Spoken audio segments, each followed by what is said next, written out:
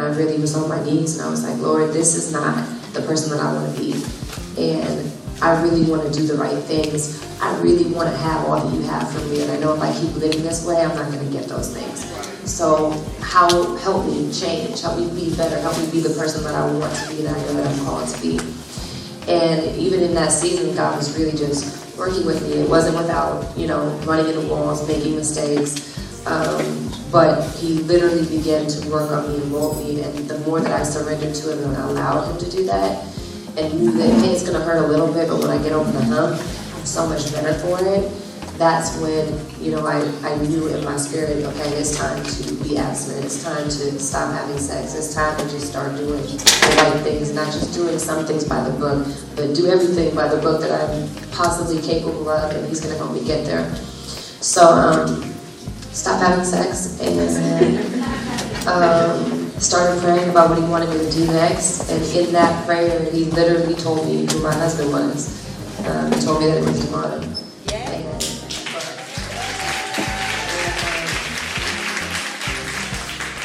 Still not in the best place, and I was like, well, Lord, what do I do with that? And He was just like, nothing, you just wait.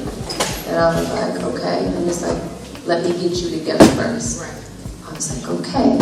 So I actually never said anything to him. I became celibate, and I started telling my close friends and family. I was like, Devon's my husband, blah, blah, blah. And they were like, hey, you sound crazy. And I'm like, no, he is. And they're like, hey, does he know? And I'm like, no, he doesn't know, but I know because God told me. And they were like, hey, you sound really crazy. So in the process of telling a friend that, she had said, you know Devon's celibate, right? And I was like, no, I didn't know that. And they were like, yeah. And I was like, well, so am I. And she's like, no, girl, he's like for real celibate. So am I. So, and then in the process of that, I found out that he was a minister, which I didn't know. And if I had known that probably would have totally intimidated me and freaked me out, and probably scared me away. And so God literally let everything unfold exactly the way it was supposed to over the time that it was supposed to. And it actually was, from the moment I knew that he was my husband to when he asked me out, was 9 months. Wow. It was almost a year. I never said anything to him. I never called him. I never tried to reach out to him and say anything. I just let God do it. And when God did it, He did it. It was like 9 months He asked me out. 10 months later, we were engaged, and 2 months later, we were married.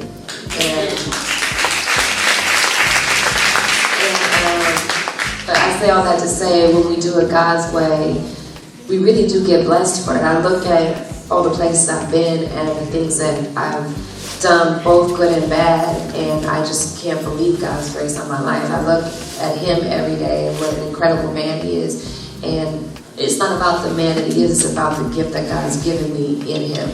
And I would encourage anybody, it may sound whack, it may sound corny, it may sound stupid, but abstinence and waiting for the person of God that He called you to be with, and having a man respect you and love you and respect your body and lift you up and treat you the way that you deserve to be treated. There is nothing better than that. We are men and women. We were made for each other, and if we're not being treated like that by the opposite person, that stuff, it weighs on us, it messes us up, it destroys us, it hurts our confidence, our self-worth, the way that we see ourselves. It's important to demand that, and I demanded it late in life, but I'm so glad that I did, because my life has changed dramatically. Just because of doing something small as waiting to have sex before I'm married has affected everything in my life.